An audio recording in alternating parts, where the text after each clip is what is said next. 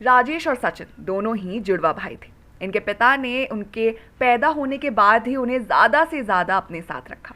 पैदा होने के समय ही माँ की मृत्यु हो गई, इसीलिए सारी जिम्मेदारी पिता की हो गई और राजेश और सचिन के पिता अपने शहर के मशहूर करतबबाज थे। वो गांव गांव शहर शहर जाकर अपनी मंडली के साथ करतब दिखाते। उनकी मंडली में कई बौने और अतरंगी हड्डियों के आकार वाले लोग शामिल थे। राजेश और सचिन जीवन भर यही देखकर बड़े हुए थे, लेकिन कभी भी एक जगह रुक नहीं पाते। इसी कारण दोनों पढ़ाई भी कुछ खास नहीं कर पाए। दोनों ने करतब का हुनर अपने पिता से देख देख कर और गुरु की तरह भी सीखा था।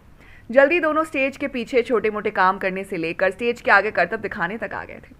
राजेश और सचिन दोनों ही अपने पिता का हुनर इंटरनेशनल स्टेज पर ले जाना चाहते थे, इसलिए उन्होंने कई इंटरनेशनल शोज के लिए ऑडिशन दिए, पर किसी में भी कामयाब नहीं हो सके।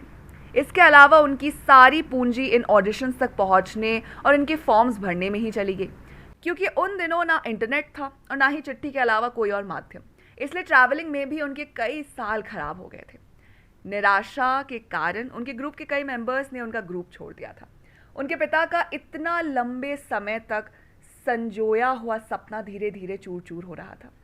एक दिन यूं ही आपस में सब सचिन और राजेश अपने पिता से बात कर रहे थे, तो तीनों को यह समझ आया कि जो करतब वो दिखा रहे थे वो हर कोई देख चुका था।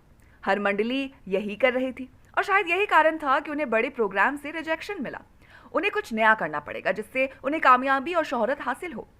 सभी सचिन राजेश के पिता ने उन्हें बताया कि कैसे उनके दोस्त इतना हैरत अंगेज जादू क्या करता था कि उसे वहां देखने की भीड़ लग जाती थी। वहां ना तो करतब दिखाता था और मेहनत करता था, पर उससे दूसरों का ध्यान अपनी ओर खींचने की कला का मास्टर था। राजेश और सचिन ने भी सोचा कि वो घर अपने करतब की कला में यहां वहां जादू का मसाला लगा दे तो लोगों का ध्यान अपनी तरफ जरूर खींच पाएंगे और टिकट्स जरूर बिकेंगे। सचिन और राजेश ने पिता ने अपने पुराने दोस्त को किसी तरह ढूंढ कर निकाला और उसे जादू की कुछ ट्रिक्स सीख ली। उनके ये शो जब गांव गांव में हिट हो गए तब उन्होंने पूरी तरह जादू दिखाने की कला को मास्टर करने का सोचा। इसके लिए सचिन और राजेश दोनों ही एक नए गुरु के अंतर्गत जादू सीखने लगे और अपने ग्रुप के बौने मेंबर्स और अतरंगी हड्डियों वाले लोगों के साथ नई नई ट्रिक्स दिखाने लगे।